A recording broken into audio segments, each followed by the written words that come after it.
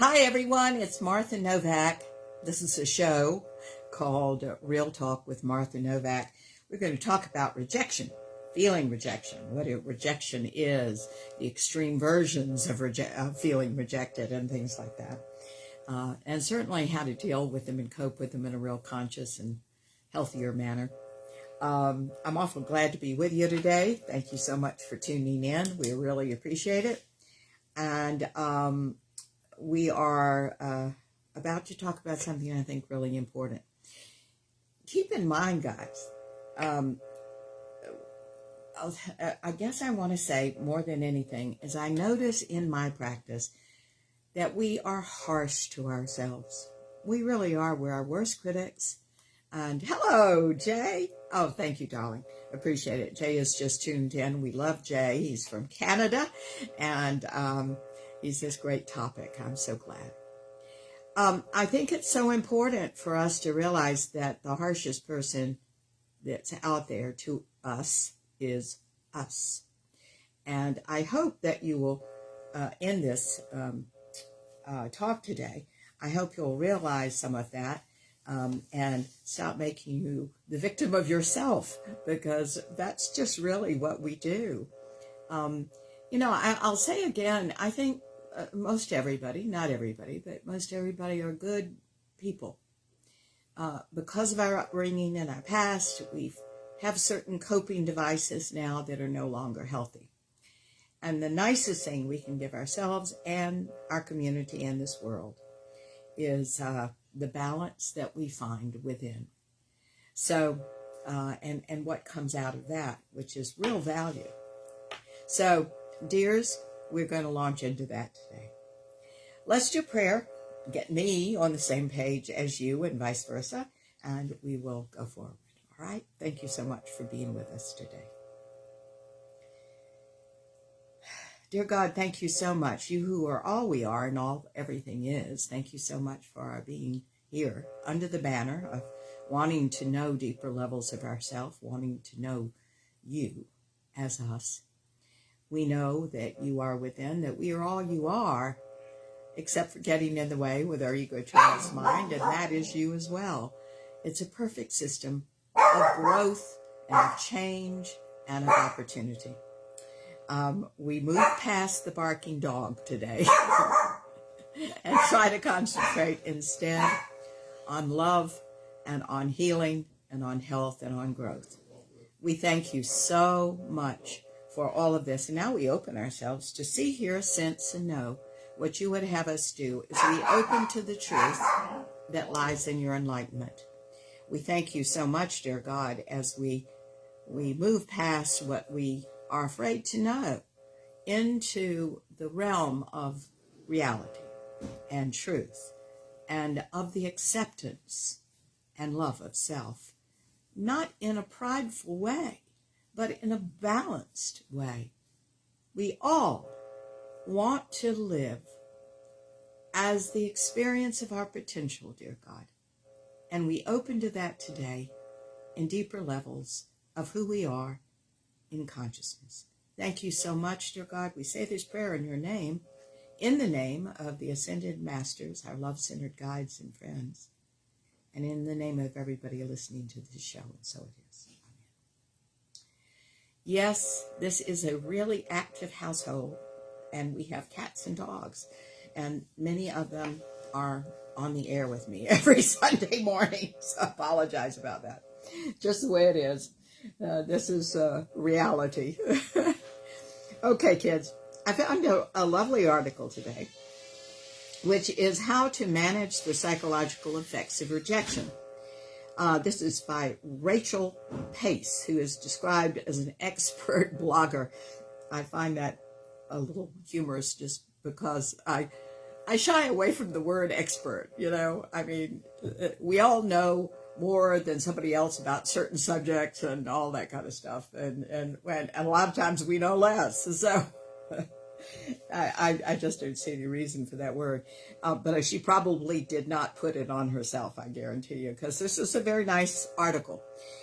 She particularly focuses on a partner rejection or marital rejection, I'm going to open it up and say this is really all rejection. And we're also going to talk about another a very intense response to rejection.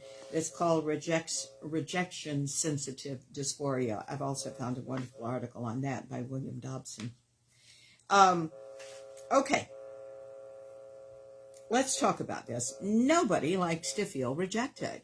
Guys, who does? Nobody likes to feel rejected. It's a human condition. But without some rejection somewhere along the line, and everybody's going to feel it, right? You don't grow. I mean, it tells us how to grow, what to learn, as we go along. In my opinion, the people that have the hardest time with rejection were rejected in their childhood. The problem here with that is, and healing from that, is that most people have normalized that. They've normalized it. For example, I have a client that is enormously rejection sensitive. She was rejected by her whole family, okay? Her father was a raging alcoholic. Her mother wasn't even there, but her mother was the safe parent. So even now, in her senior years, she makes excuses for the safe parents. Everybody's been dead for 40 years. She makes excuses for the safe parent. So she never gets to her stuff. Because and to the rejection she felt because this woman simply was not there. She completely emotionally checked out. Now look, I'm sensitive about everybody. Really I am. I understand why people did the things they did.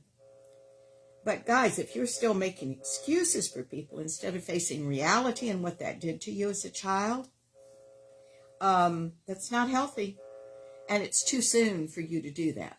You can understand those ramifications a lot more when you have developed yourself and understand the whole picture. And by the way, advocated for yourself as a child. Somebody needs to do that.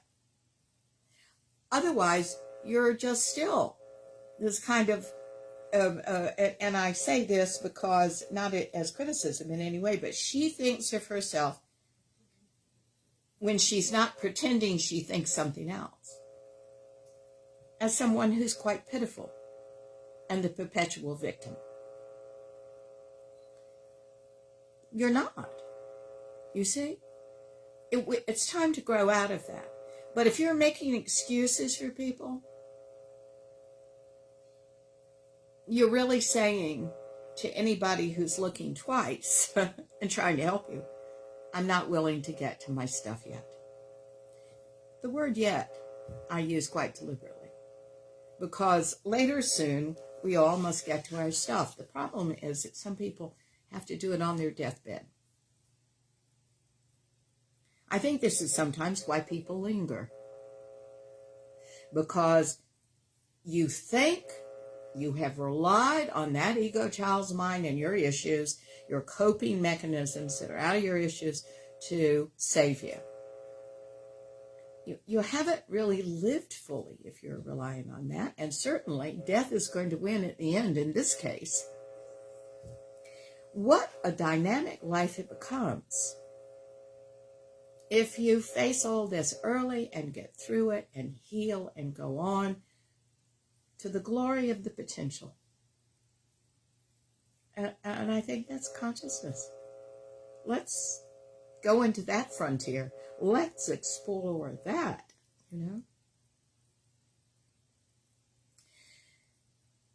When you have had neglect or rejection in your life, in your early days, not even to mention real out-and-out desertion where someone physically leaves.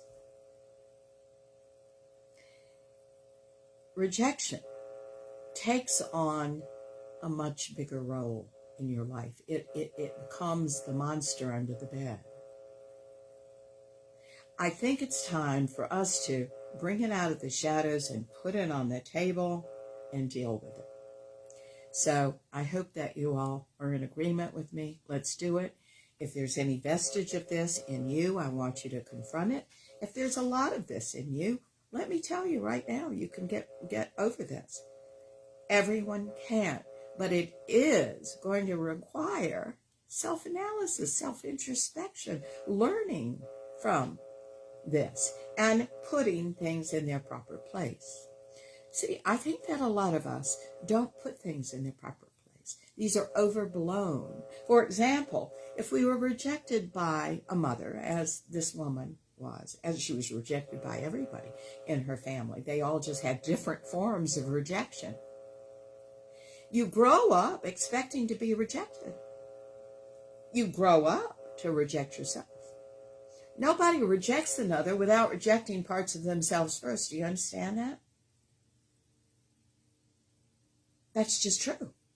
Nobody rejects anybody else, cruel to anybody else, without doing that to themselves first. Now, you may not see them wearing that. You may see them compartmentalizing that and putting that on a shelf so they don't have to get to it. And nevertheless, though that you're seeing these behaviors in real time, you see, that is a result of them doing that. Okay, so let's talk about this. Certainly, rejection, and I go now to Rachel Pace's articles. You all keep in mind that when we are working, guys, my job is consciousness and enlightenment. That's what I've taught for years. Psychology is certainly a part of that, but I'm not just looking for you to feel better, although I hope you do, and you will if you go on this journey. But I'm teaching beyond just the facts and hoping that you feel better in the moment. I'm trying to really get you going into a very exciting journey. I think the only one we really have here in this world. Everything else is pretty wacky, but the journey to self, well, I think that's where all the answers are going to eventually lie. Perhaps they'll come out of you. Isn't that wonderful to know? But first you got to do the work. Okay. Certainly, the psychological effects of rejection, she says, lead to anger many times, resentment, reservation, holding back, anxiety, depression, sadness, all sorts of things, isolation, withdrawal. We can continue the list. Because everybody wants to feel loved and accepted. It's one of the necessities you need to survive in this world, truly. Therefore, it stings when someone neglects or abandons you emotionally and physically. Naturally, rejection takes its toll on everyone, and it's part of life, guys. You can't avoid it. If you find yourself avoiding rejection, you've had too much of it, don't you understand? I'm going to really stand by that statement. If you find yourself avoiding situations where you have the potential of being rejected, you have had too much of it. And you've got to get straight with that. You've got to understand your childhood and what happened there. And you also have to break the pattern of expecting that everywhere. Okay? Look, feeling rejected hurts. It just does. And it should make you question many of your ingrained self-beliefs. It should. But many times the rejection itself is coming from us. And what you see out there and what you're getting out there is a reflection of what's happening here in here. I have another client that I just love dearly who very much can't get out of rejecting herself. And she sees everything as a rejection out there, and not one thing has ever rejected her. I've never known anybody that receives more compliments than she does for who she is. But do you think she listens? She dismisses those so she can continue to beat herself up. She's healing. She's realizing this. And guys, you need to be with someone. If you are going to seek out anybody who's a psychologist or a minister, or anything that you're going to seek out for help, you better seek out somebody who's not validating you. You need to seek out somebody who loves you and who is full of love, who can tell you the truth. That's what you're looking for. But you better have the discernment to know if it's the truth and not coming from somebody else's issues. Guess why this is all called the esoteric journey, ladies and gentlemen? This is not obvious, right? This is about what you know to be true. And so we can continue to go from therapist to therapist to therapist because we're afraid to hear the truth. And we can just say, oh, we can make up excuses about everybody about why we didn't like them, right? We, at some point, really need to hear the truth from one person who loves us and cares about us and who really only has that intention. All right? You understand? Don't make excuses about leaving them. Stay with them. Okay.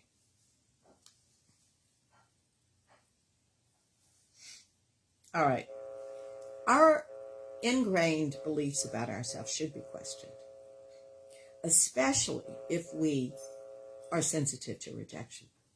These things should be questioned. We should get this. But many times we don't. What do we do instead? We become bitter.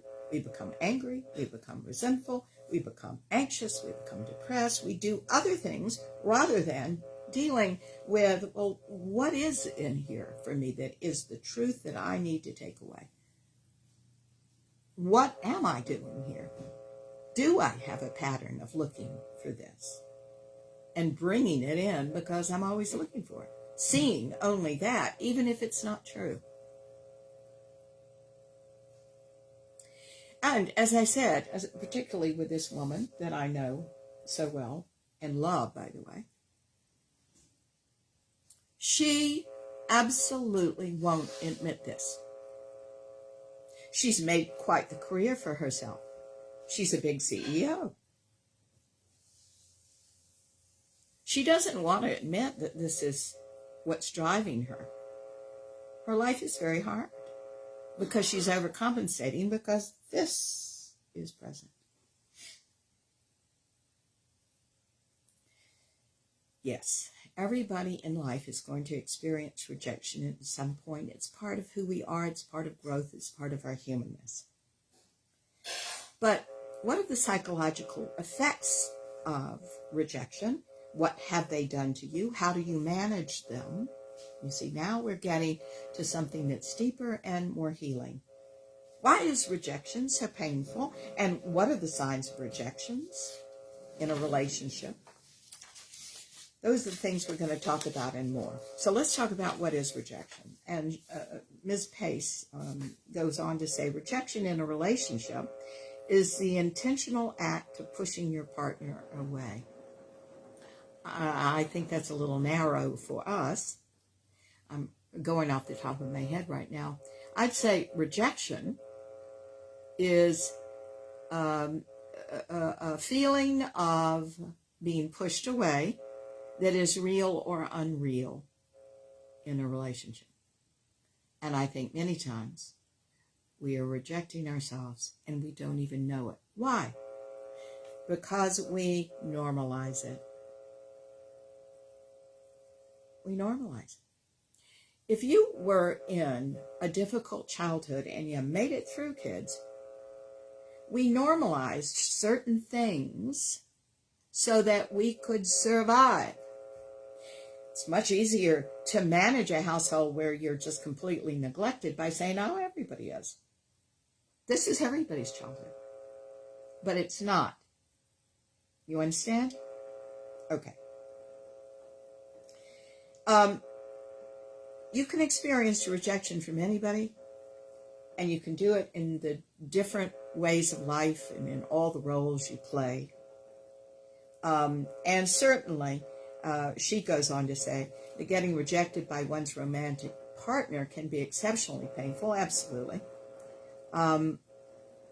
We're not going to just talk about now. This is going to be rejection in general, though. It's hard to, though, let's stop here for a minute and say, it is certainly hard to accommodate the understanding of abandonment by someone who says they love you and someone you love.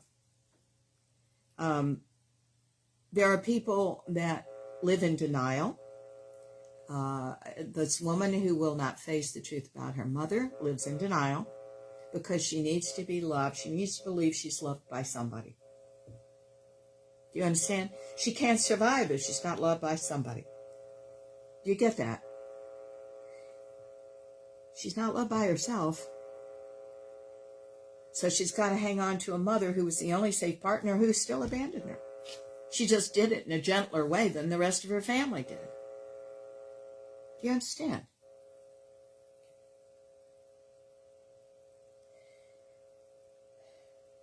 Okay. Certainly, rejection in a relationship can lead to emotional distress, sadness, or depression. It can affect self-esteem and confidence levels. It may lead... Guys, let me put on the table to you something that is just true. We're supposed to deal with these things. We're not supposed to sweep them under the rug. And if you think you're being really effective at sweeping sweeping things under the rug, well, congratulations to you. It's going to bite you on the butt later on, I'm going to guarantee you. Because it's just not the way life works. You're supposed to look at things. You're supposed to learn and grow from things. And this is why, when you don't do that, things tend to come around again and bite you on the butt. And in bigger and bigger ways. So why don't we just gently take care of ourselves and deal with it now, right? Okay. So let's talk about what rejection does. All kinds of rejection, all right? The reactions to rejection do take different forms. But the initial response is usually sadness and emotional pain. That's the initial response.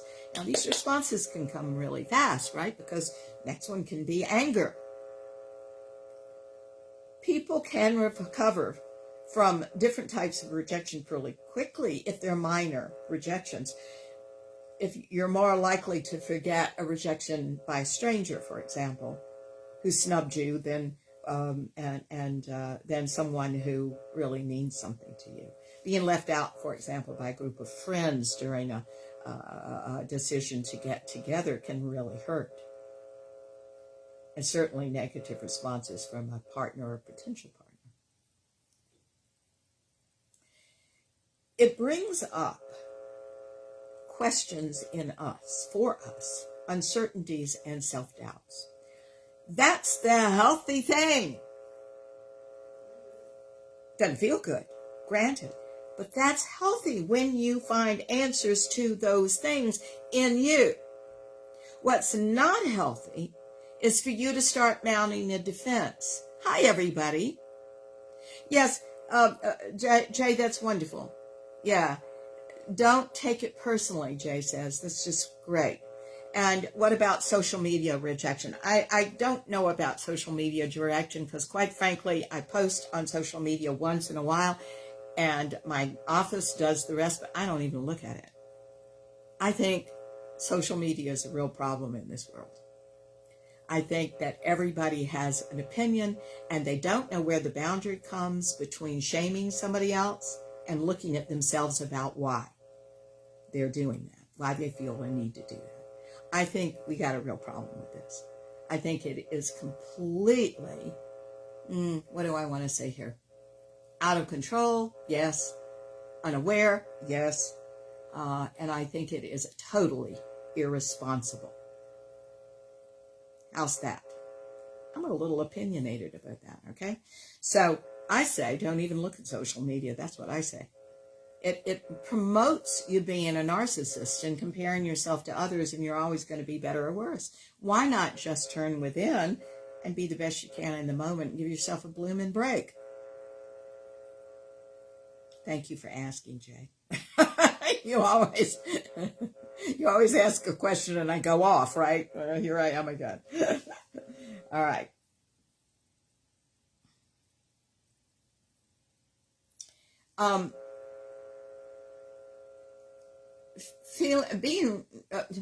I keep going back to an image here when we're talking about just this kind of thing. When I say, I'm going back to my text, when she says, you'll be faced with many questions, uncertainties, and self-doubts when you're rejected, I say yes. And I say that's the good thing. That's the starting place for you to start getting over some old issues. That's great. Here's the problem, though, and this is the image I keep going back to, and you all have heard me say this image again, but I think it's very valid in this case. So you got a bad hairdo, you look in the mirror, okay, and you see your hair going all sorts of ways, and what do? You comb your hair, you put gel on it, you do whatever you need to do to tone it down, right, to get it more acceptable. All right. But if we use that image of looking in the mirror and having seen a bad hairdo, if we see that, if we use that as a metaphor for you looking at yourself when you are rejected,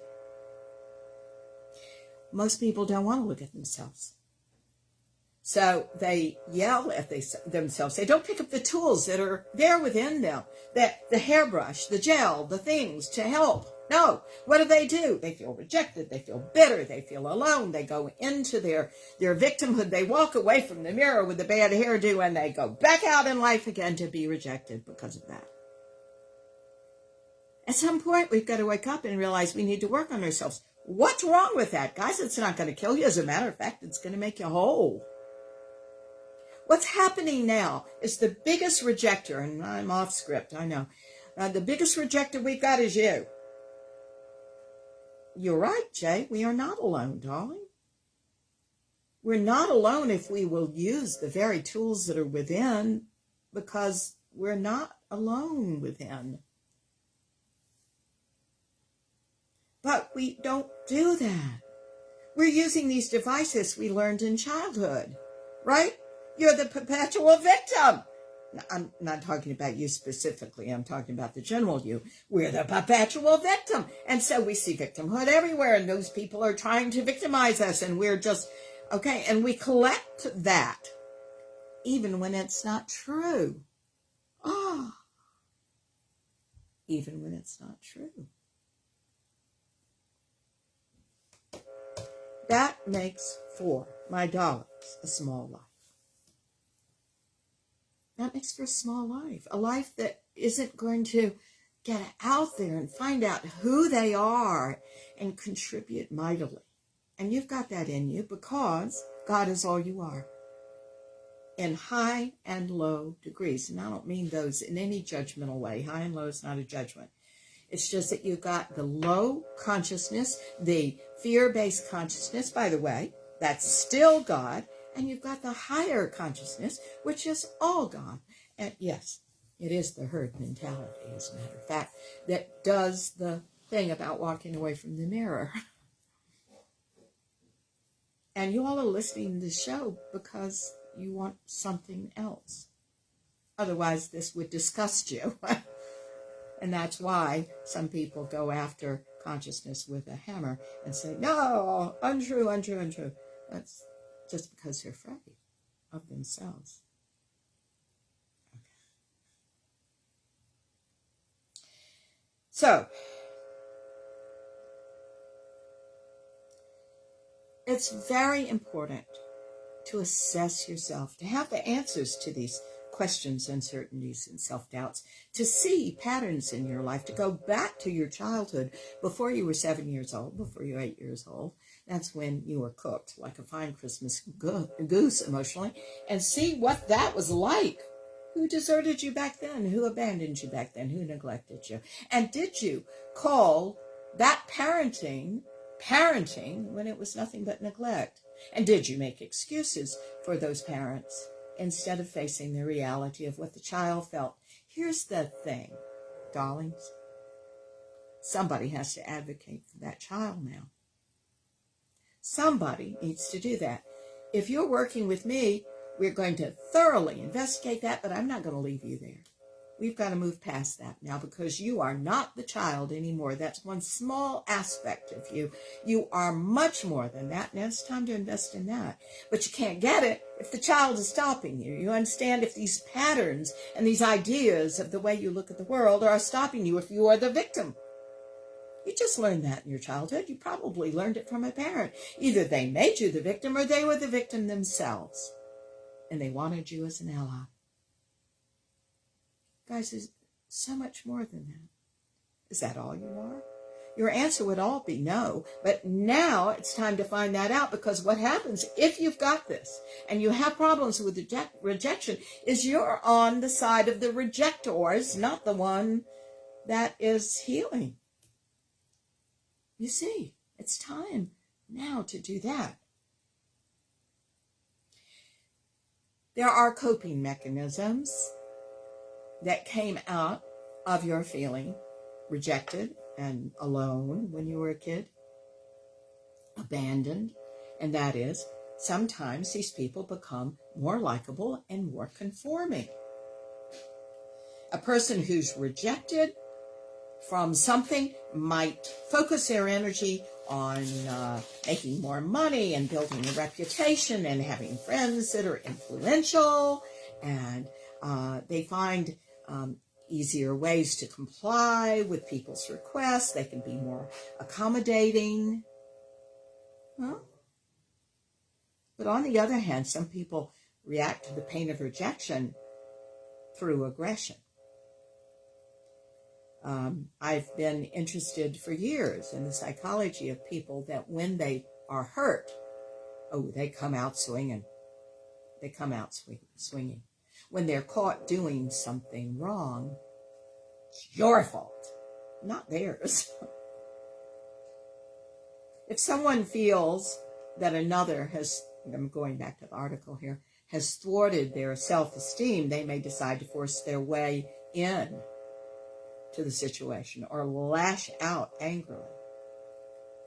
This kind of thing results in a lot of significant consequences, lawsuits, for example.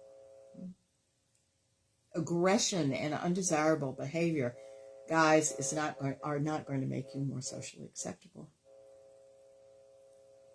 You already feel rejected, right? Now, we've talked about why rejection can feel so painful. Let's see what she says about this. We feel the pain of rejection because we want to be loved, cared for, appreciated. These are deeply ingrained necessities of life. I mean, Maslow wrote about the hierarchy of needs, and love and belonging needs, such as family bonds, intimacy, and membership in certain social groups, is essential to a great experience of life. Hello, Sheila. Good morning. Well, I'm so glad. Thank you, Sheila. Thank you. She says she loves the topic. You know, it's so funny. I know that my dear people are interested in consciousness and enlightenment and growth and change, and, by the way, deeper levels of love, and the privilege of that, because of just this thing that you and Jay are saying. I love this topic. Somebody else would say, ooh, she's talking about rejection. I don't want to listen to that show. Isn't that funny? So thank you, darlings. I appreciate it a lot. I know I'm speaking to the right people. Huh? Got the right audience. God bless you.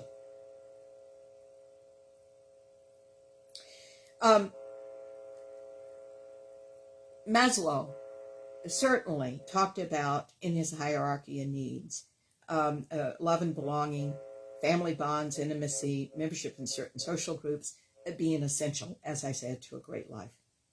But what I don't think people realize is that without fulfilling those needs, by the way, many times for yourself, you can't grow.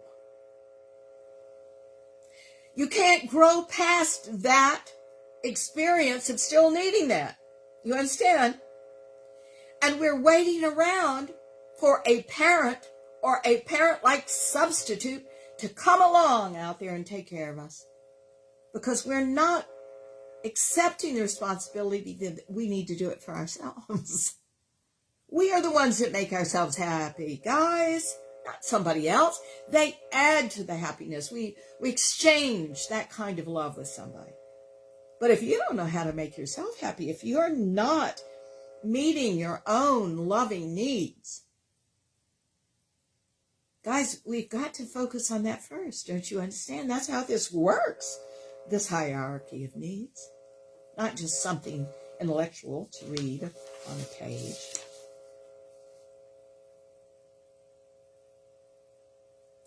And by the way, she goes on to say that rejection hurts because our brains are programmed to respond to painful events. Well, yeah, they are. You remember that, now I'm off script again. Oh, let's see. Jay just said something hilarious. The way the world is now, he says, I don't have time for rejection. That's very cute. Very cute.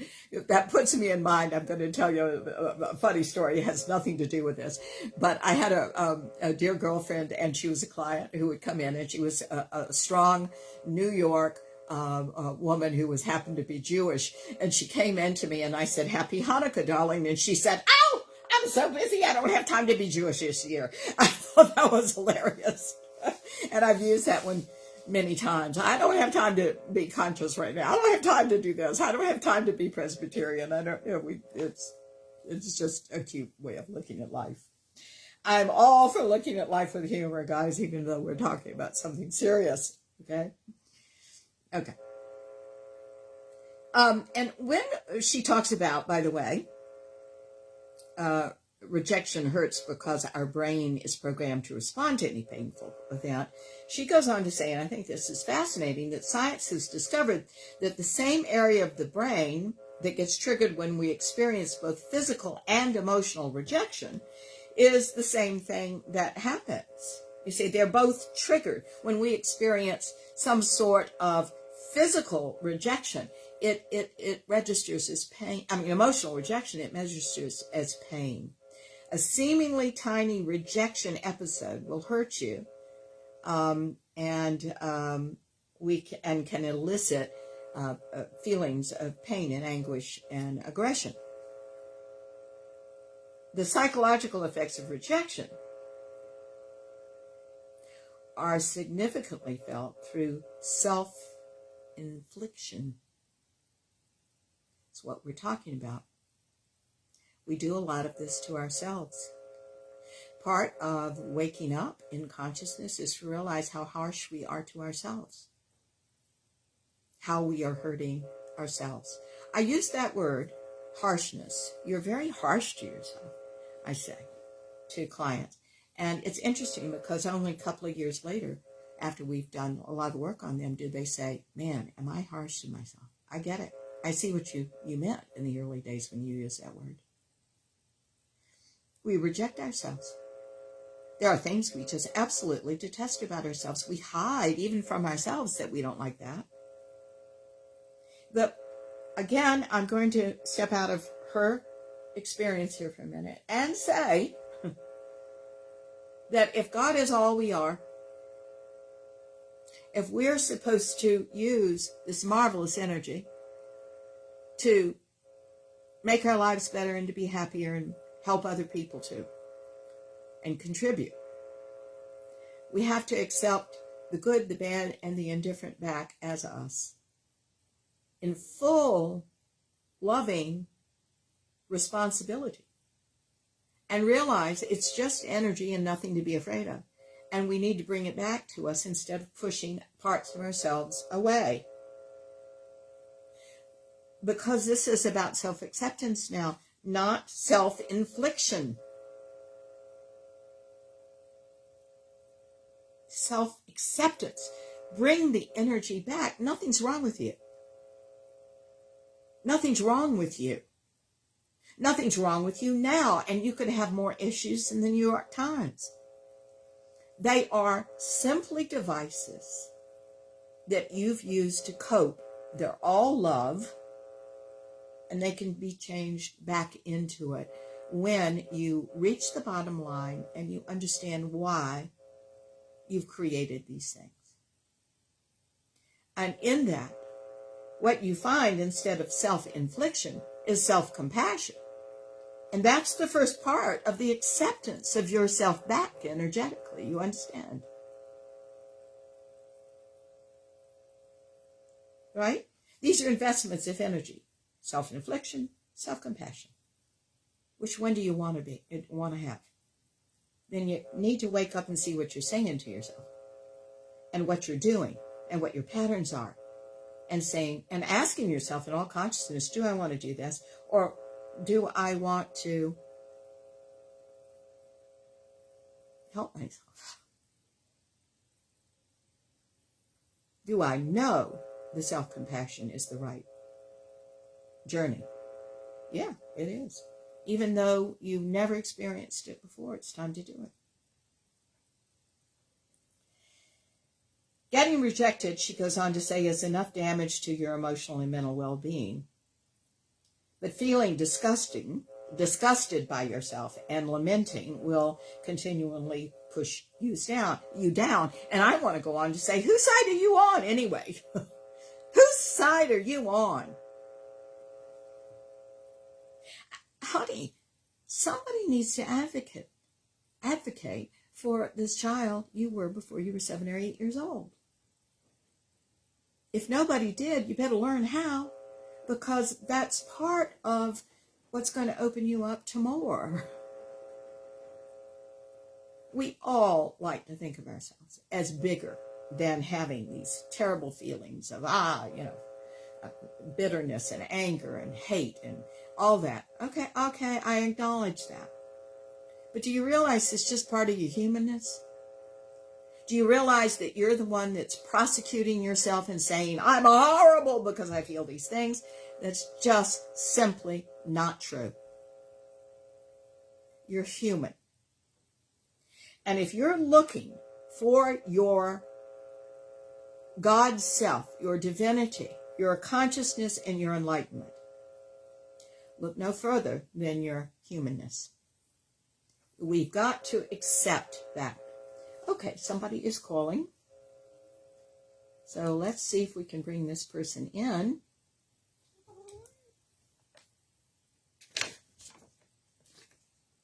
Hi, I'm talking to a 904 exchange. This is Martha Novak. To whom am I speaking? You there? Hello? Well, I tell you what, I'm going to leave the line open. Guys, sometimes people get confused and don't want to be on the air, and they call the number to be on the air. So the guest call-in number, if you do want to be on the air, I have a kitty that's trying to come over and be on camera, is 347-850-1647 if you have something to contribute or you'd like to talk to me.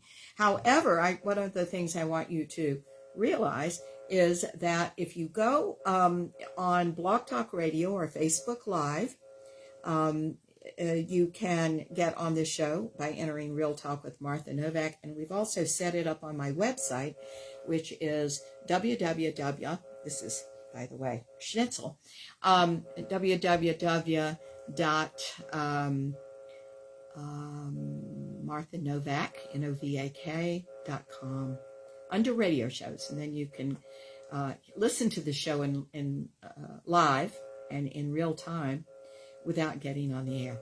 Okay, just so you can have both. Yeah. Jay says, I see your cat. You betcha. That's Schnitzel. Schnitzel really loves to be on camera. I don't know why, but there he is. He's a good boy. All right. And Jay says, when the soul wakes up, rejection is diminished. Well, it's true, but the soul is always waked up. I'm going to say that. There's nothing wrong with your soul. The soul is already waked up. What you've got instead is you've got issues that are in the way of the conscious mind, of the larger mind. That's what's going on. You're blocking yourself.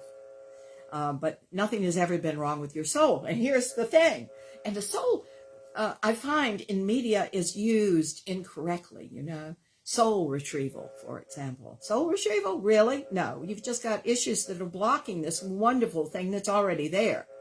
Guys, your soul is there.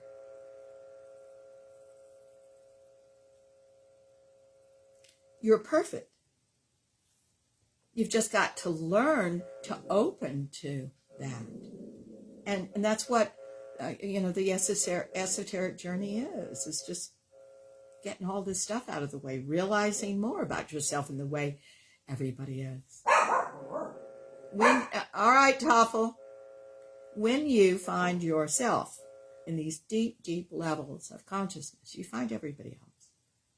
And that's where real compassion comes for the world, because everybody's doing the same thing to more or less degrees. Going back to her article, getting rejected is enough damage to your emotional and mental well-being, but feeling disgusted and lamenting will continue to push you down. I read that line. I want to read it again, because there are many times that I'm working on someone and I will bring up one of these truths about what they're doing, and they see it for the first time and they go, oh, I can't believe I'm doing that. Oh, that's disgusting. Oh, that makes me mad at myself. Okay. That just means you don't want to get rid of your stuff. That is not the healthy way to respond.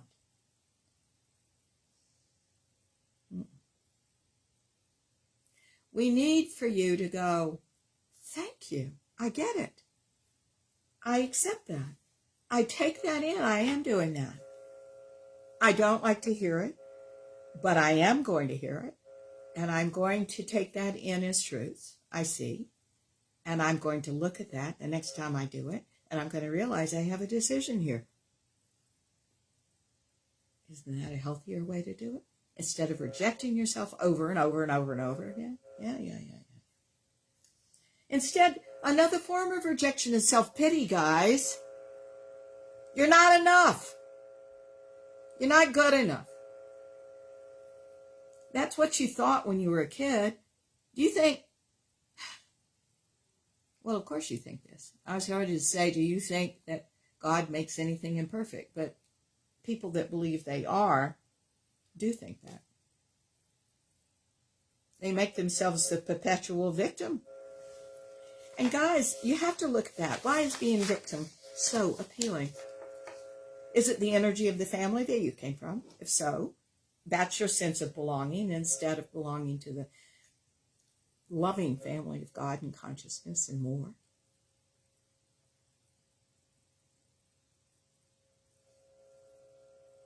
We've got to stop being victims, kids. It really isn't about that at all anymore. That we all are victims when we're kids to more or less degrees. Well, yeah, we're kids. And we see everything as a force. You see, everything is interpreted at a fundamental level of us as energy. So when our mothers and fathers yell in the house, that's force. And we're afraid of it because we don't have a force, and we go about developing a force. Guess what your issues are? They make your force. Even being the best victim you can be is some sort of force. It's certainly a resistance to what you could be.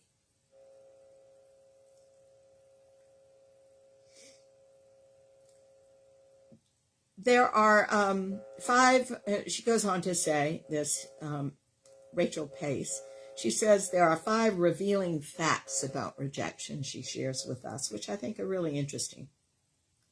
We've talked about some of these already, so I won't go into a lot of detail. But number 1, the brain's response to rejection is similar to physical pain. The brain areas that respond to physical pain get triggered when we are rejected. Yeah. This is why rejection hurts so much. Number 2, rejection is more likely, worse, I will say, if you are sensitive to rejection. Again, everybody experiences the pain of rejection at one point or another. The difference lies, please listen, the difference lies in how quickly you get over it.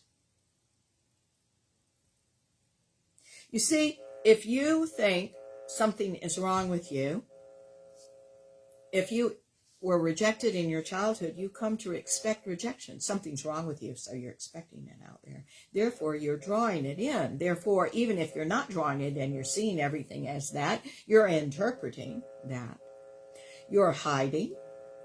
You're withdrawing. You're isolating. You're overcompensating.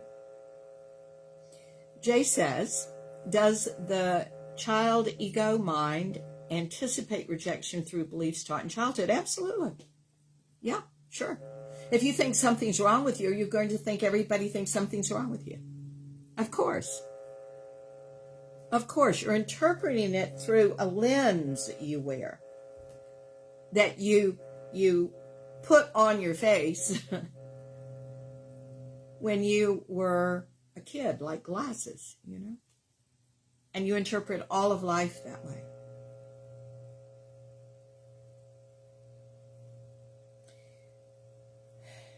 You unconsciously, and this is the esoteric thing, because many of these things are unconscious, right?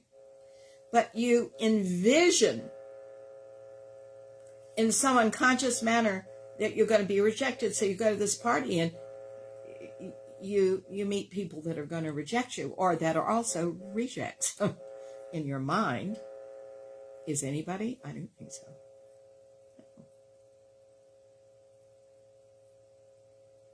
Someone with the emotional traits, she goes on to say, of looking out for rejection cues is more likely to see it and be sad and angry and socially withdrawn. Of course. Of course.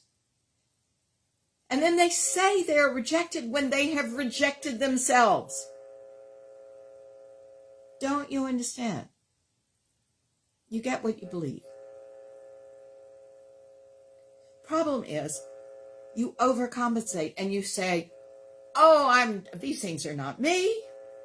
I'm not socially rejected. I fit right in. I'm this. I know this other person that I know pushes way too hard.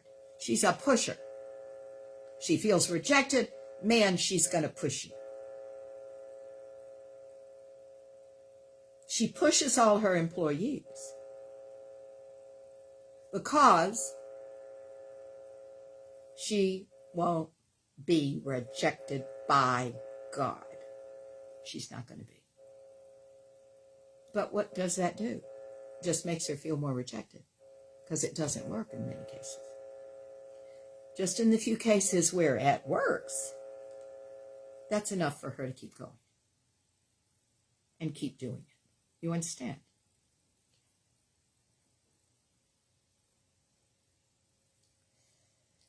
You know, if you are doing that, though, people are going to start avoiding you because they perceive you as highly defensive. And by the way, what is defensiveness? Well, in my book, here's what being defensive is. It's when you agree with the other person, but you haven't accepted it in yourself.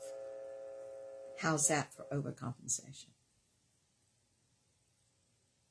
You agree with them, but you're not going to admit it.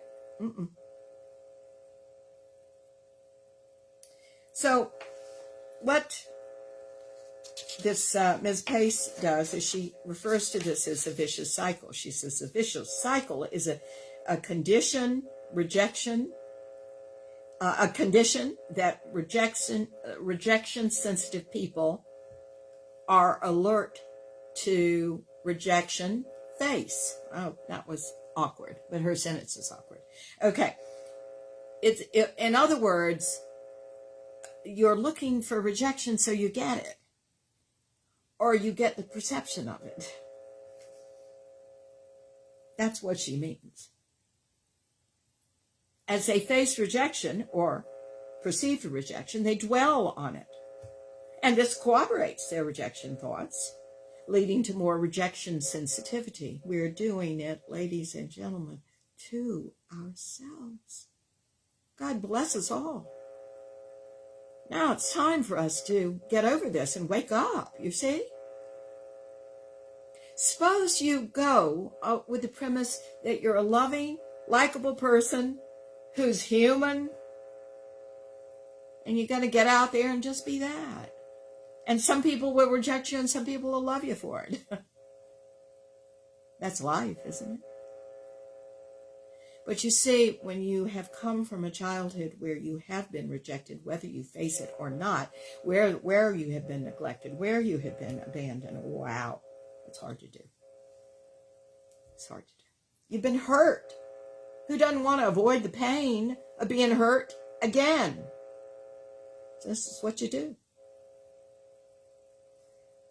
The cycle's got to be interrupted at some point, kids. You're starting to start taking little movements in a direction of peace and harmony and joy and being enough. Jay says most people are spiritually asleep. It is demonstrated. He says, it's very cute. Yeah, well, we are spiritually asleep. The reason we're asleep and don't see ourselves well or unaware is because we have issues in the way.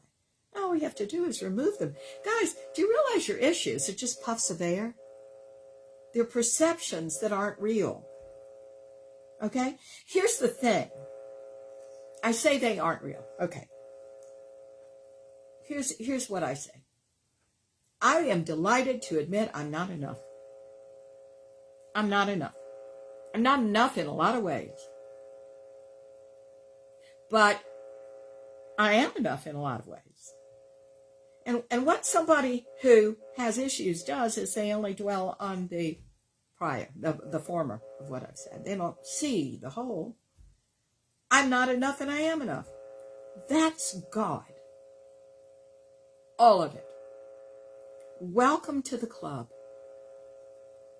We're so busy trying to appear that we know more or have more or are, more. Instead of just being who we are, that's more. It's built into you, kids. If you just don't dwell on the negative and the lack of everything, come on.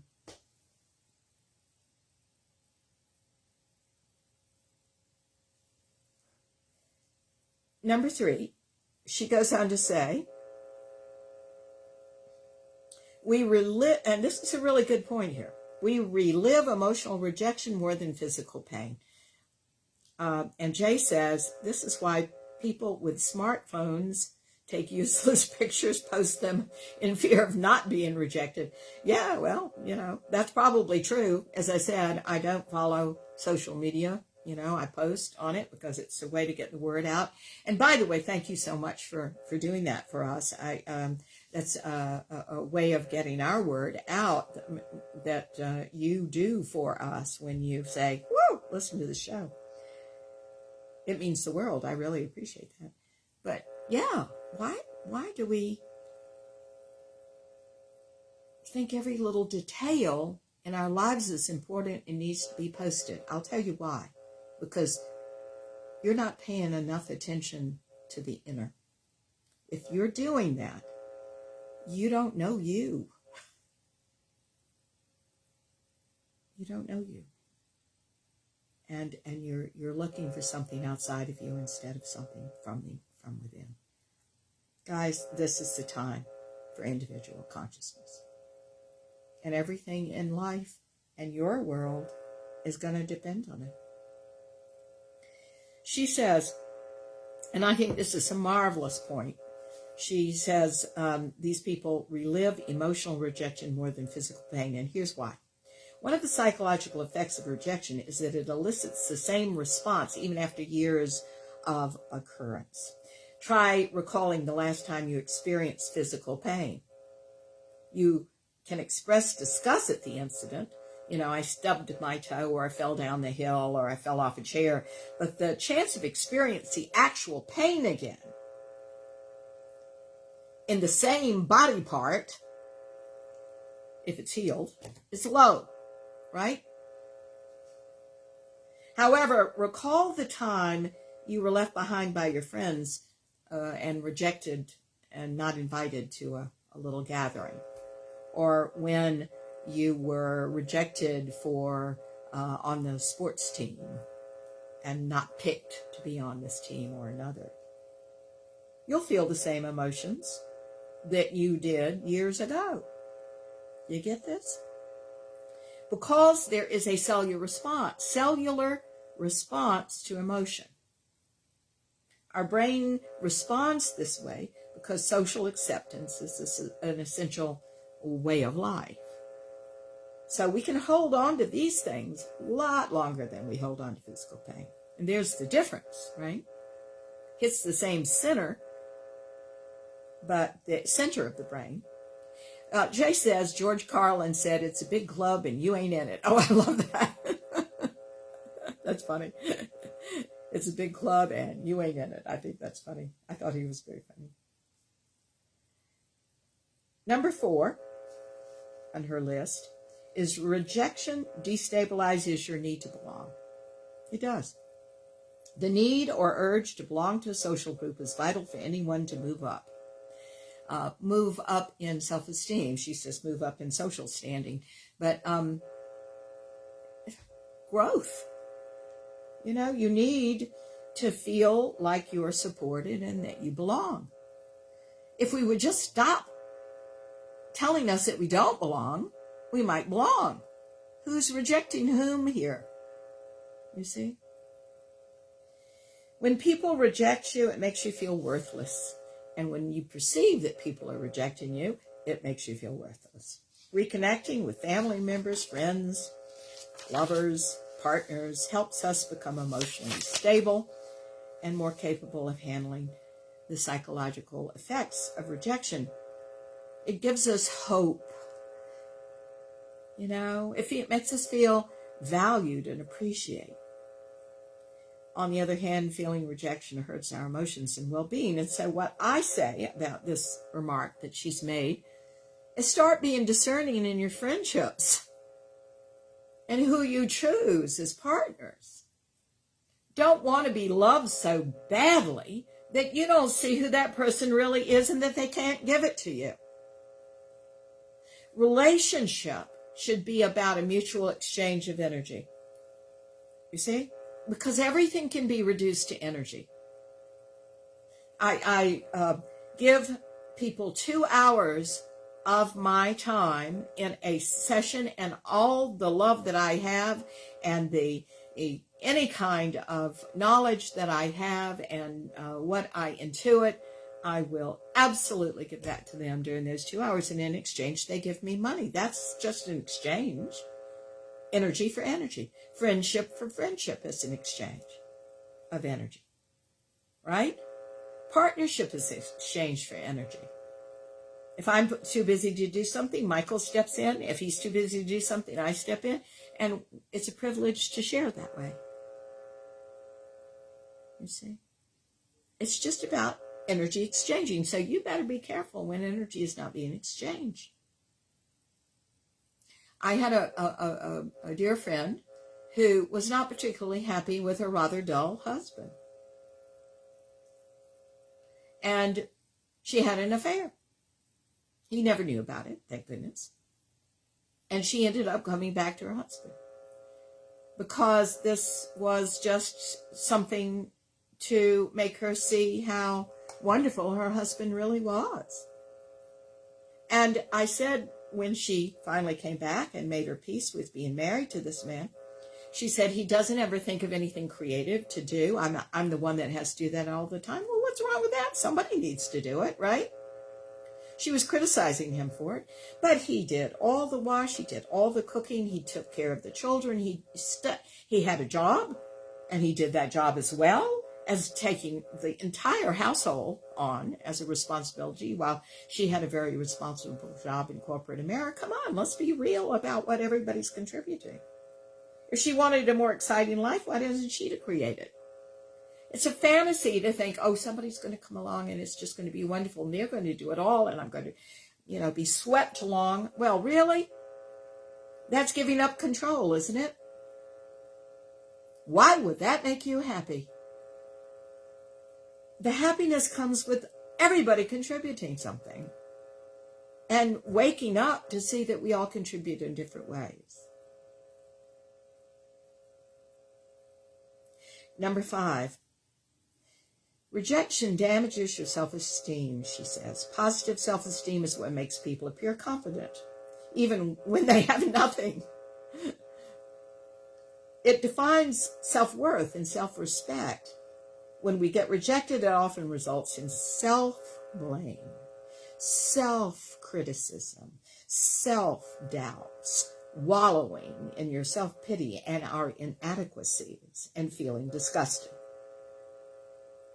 You're just kicking somebody that's already down.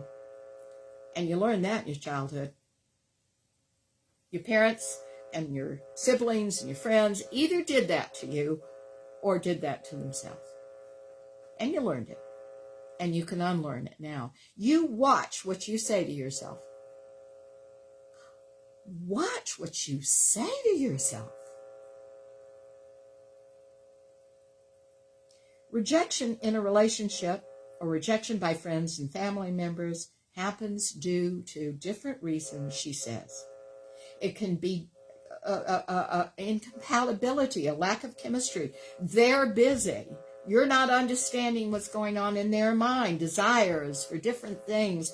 There can be a lot of reasons that you feel this way.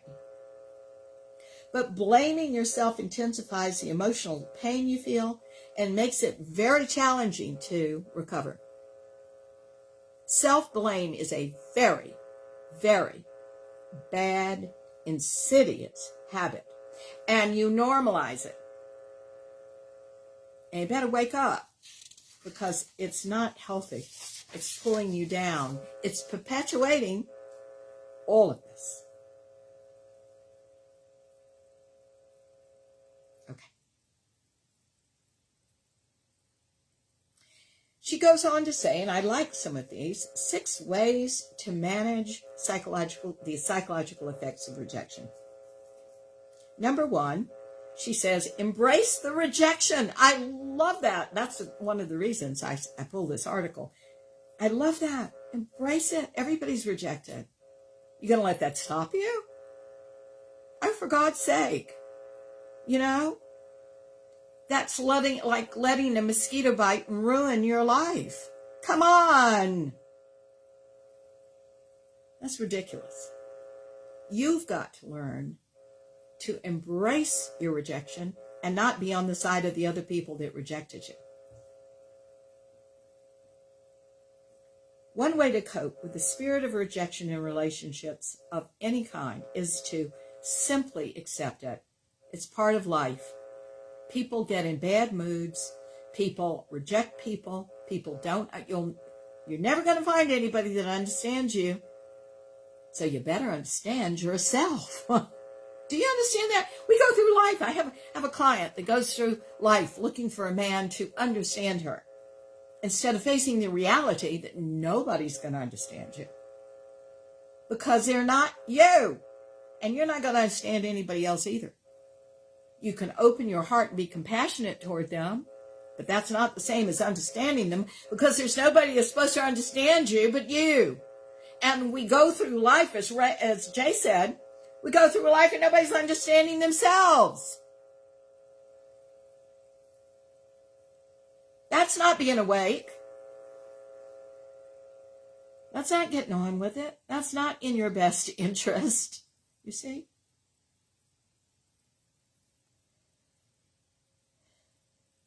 We have to allow ourselves to feel and experience the pain of rejection. We've got to understand what's ours and what somebody else's. And that kind of understanding you really can't have until you go down into deeper levels of consciousness. Until you're willing to take a chance about what's down there. You can't hide from it or bury it in your subconscious, because it's going to bite you on the butt. That's just resistance. You're not designed to be resistant. Why are you not designed to be resistant? Well, if we're talking about God, my definition of God is an ever-expanding set of truths, always in motion. And when you're talking about hide from it, bury it, resist it, you're talking about being stuck. You're talking about stopping the energy for protection of self. Well, how are you going to get to those higher needs like self-actualization that Maslow talked about. Because you can't budge off being in your survival mode. I hope you're understanding this. You can't survive and be the most creative person in the world. You gotta know you've survived. You gotta know what you're doing and move past that and use a more creative energy now. You have survived, so what? If you're still making bad decisions, learn to make better ones. Go to a counselor. Talk to people. Heal, grow, evolve. It's a privilege. And yet people hide from it because they won't accept that we're all everything.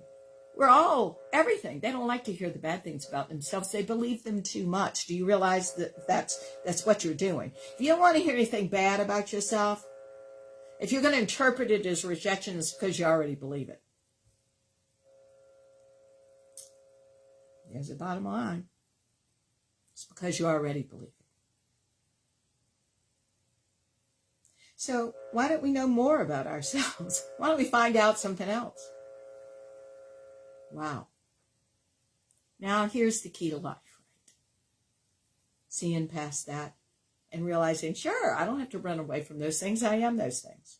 I will never forget an argument my husband and I had when we were first married. You know, you argue more when you're first married because you're not on to each other, right? And it's so cute because he said something about, you're an asshole. And I said, yeah, I am. And so are you. We are. We had a good laugh about that. We both are. And we both were. Because we were both indulging in our pettiness. Why are you running away from it? Yeah, you're petty. You're selfish. You're mean. You're, by the way, the meanest person to yourself. You're bitter. You're resentful. You're all those things. So am I. Why are we running away? Only when we embrace those things does the energy come back, and do we have a choice to be something more than that. And that's our highest self. And that's your potential. And that's where you're going when you're studying consciousness. Well, good. I'm so glad, Jay. Jay says he's having hours of like-minded conversations with like-minded friends, and there's no rejection. Isn't that lovely? That's lovely. I'm reading some of the things that Janice said here. Rejection is protected, probably better off not having that person in your life. Well, yeah. I agree, Janice. If you have to protect yourself from anybody, time to look at the friendship. I think that is almost heartbreaking in a relationship, in a marriage, in a partnership. We don't realize, and the only realization comes when we are deeper in consciousness and deeper in love, where we realize that we're making the other person unsafe. It's really important. And I think in the early days of our marriage, Michael and I talked a lot about that. I came from a household that just used all the words. And Michael didn't come from that household. So that made him feel unsafe when I would call names, I think that's really important. So I've really tried to stop doing that for him, And he had things in his behaviors that made me feel unsafe. And so we would talk about that. And we both, I think, have grown beautifully through some of those things. But I think we unconsciously do things out of our childhood. It's okay in our childhood. It was okay to express this way, that are not conducive to a great relationship because the other person feels differently. And that kind of open dialogue very much needs to be exchanged when you're in a good partnership. Okay.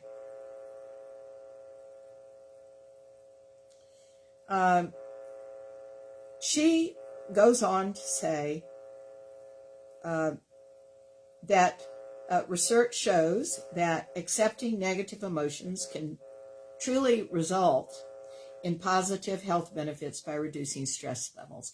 And I will say that I think it's really important to acknowledge how you feel. I see spiritual people that won't get to their rage and to their anger. Oh, it's not spiritual. Oh, I'm a nicer person than that. No, you're human. For God's sake, go into what you feel and get over it, because you won't get over it. It's just going to come around again and again and again. Right? Yeah? Jay is saying there are spiritual F words, and he's laughing about that. Here's, the way I think about it. Here's the way I think of everything. I think everything is God. I think every word expresses some aspect of God, either in low vibrational levels, in the ego child's mind, in anger and hate and fear-based experiences, or in high ones. So I don't see anything that isn't the energy of God. To me, I want to be comfortable with everything.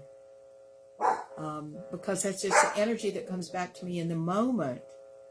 And I have a choice then to express in the ways of my potential or not. I choose to express that way these days. In love. So we go on. It's healthy to talk about these things, guys. We also need to acknowledge all of these feelings. And then if we can understand and acknowledge these feelings, if we can understand where they came from in our childhood and why we feel this way and why we exceptionally feel this way, we can let it flow through us and realize a different reality now. But if you're not willing to look at that, that's what we call unawareness. We have to stand in the reality of your feelings right now, define them, and see where they came from, and realize their effect on the present moment, and that we don't have to do that anymore. And see, they're the choices that we have available, right? Number 2, we are looking at the ways to manage psychological effects. And one is to understand the pain that we're feeling. It's normal to understand that we are in pain and we hurt. Some of you think it's a weakness. It's not a weakness. It's human. For God's sake, embrace your humanness. Stop ganging up on that humanness, which is where your divinity is. Don't you understand? We need for you to accept who you are as a whole, as a human. It's a beautiful thing that you hurt. It's kind of a rapport with all life, because who doesn't at some time or another? Just because someone hurts your feelings doesn't mean that you should wave the pain of rejection away if it's real rejection. And you shouldn't wave the feeling. Many times people will come to me when they've had a certain amount of therapy with me, and they'll say, I know I'm perceiving this. It isn't really what happened. Isn't that healthy for them to realize that? But I still feel this way. Well, then that is a wonderful thing for us to analyze and get to, because it leads right back to the childhood and something similar. Guys, don't worry if you don't remember your childhood. We remember what we're supposed to remember in order to heal. And memories start bubbling up the safer you feel with a therapist, the safer you feel. And when you start seeing the grace of God come through your own life, you start going, I can remember this. It's perfectly fine to remember this now.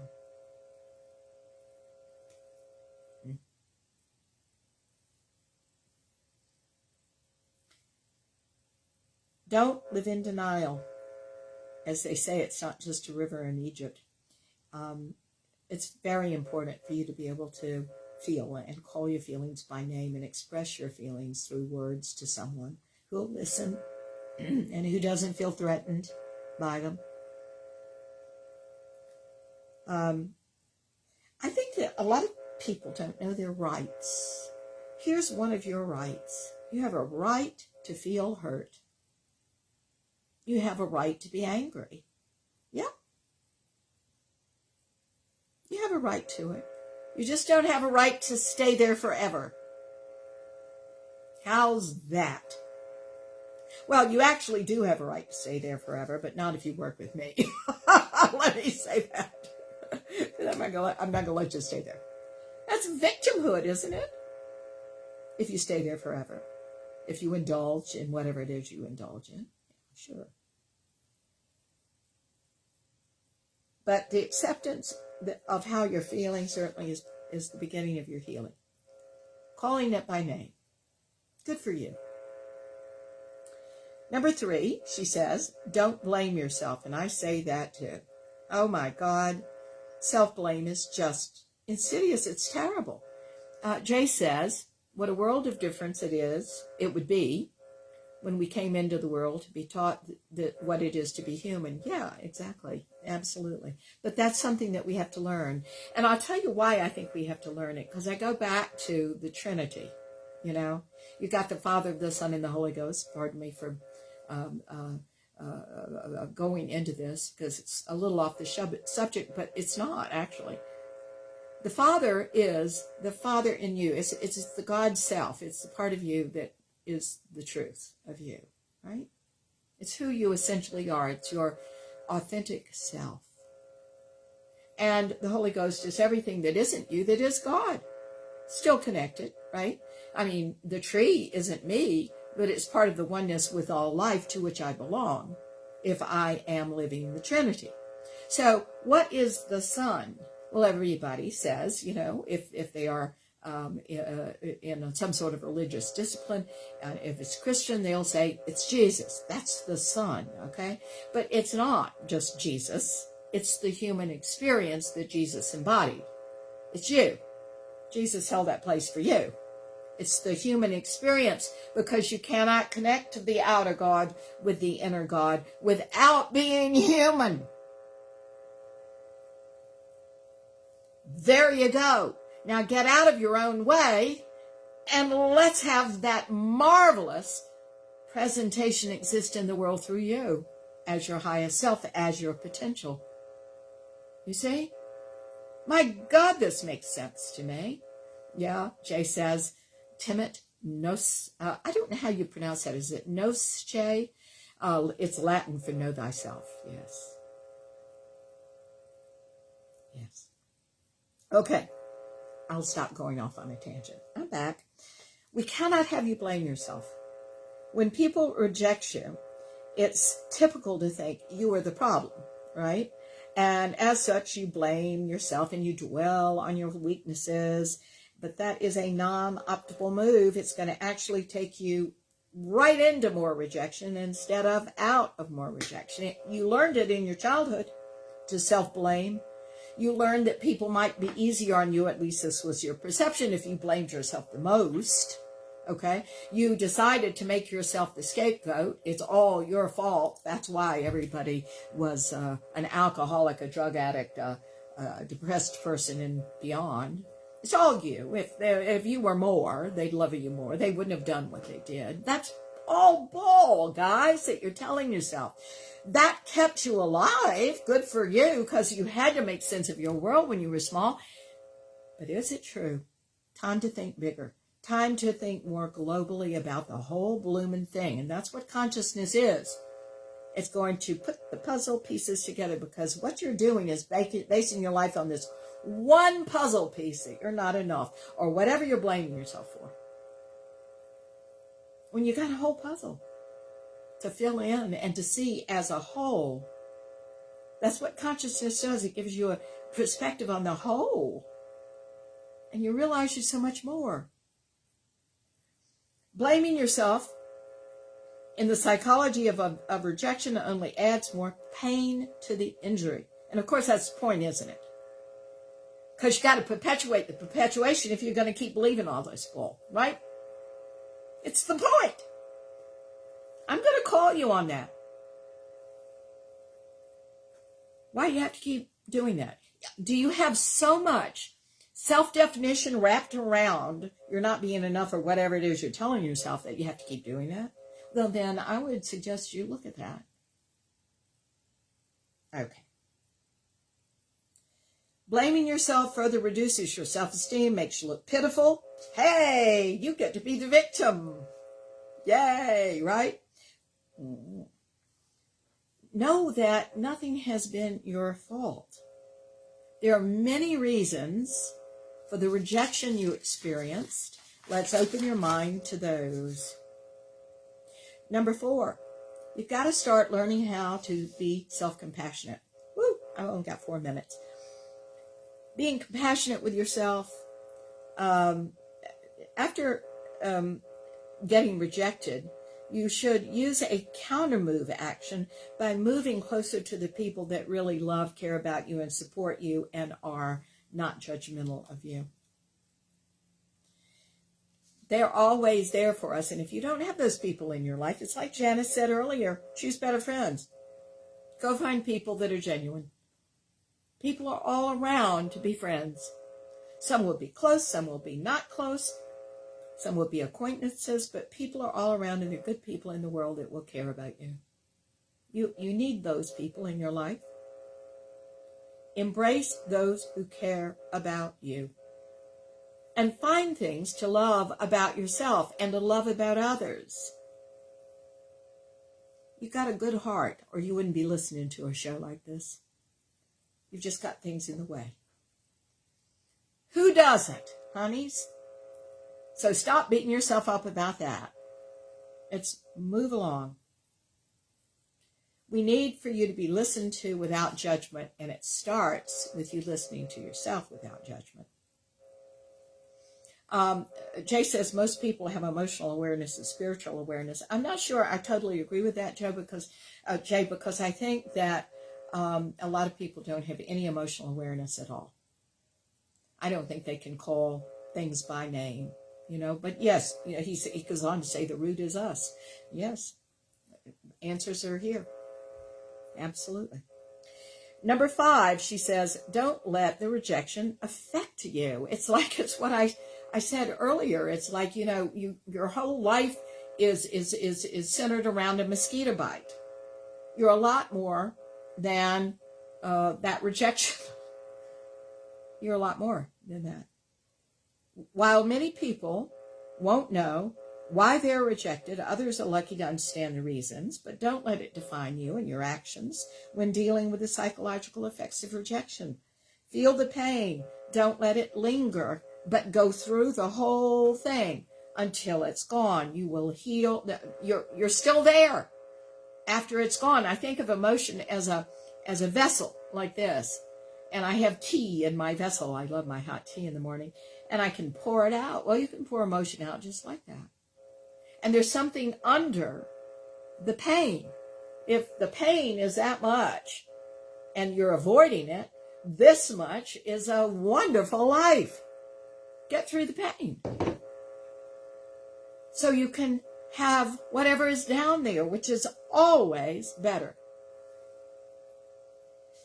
Know that you are more, she says, than your present feeling. And only you have the power to change your life. 90 seconds. 90 seconds. And then she says, seek help. Absolutely. We must. And she says, rejection involves pushing another person away. But I'm going to say in closing that you, my dears, are the great rejecter. You just are. You're the great rejecter. Stop that. We've got to go on and do more. So listen to what you say to yourself. Don't go these paths. Listen to this. Oh, good, Michelle. She says she's in a golf tournament and she misses a show, but she's checking in later. I think that's marvelous, Michelle. Please do that. That is just great, and I hope you won the golf tournament. That's just great. We have lives, darling. So, yes. And Jay says, till next time, no rejection. Guys, I love you. No rejection here. Go on and live wonderful lives. But if you need to listen to these shows again, please, Blog Talk Radio, Facebook Live, YouTube. They're all posted, okay? Love you very much. Have a wonderful time and treat yourself well. That's God treating you well, by the way, through you, when you're doing the right things by yourself. Take care. God bless you. We'll see you next week. 10 seconds. Woo, 10 seconds. Please do get the word around about us on social media and word of mouth. That means a lot to us. and helps us, spread the word. God bless you now. Take care. Have a wonderful, wonderful week. Bye-bye.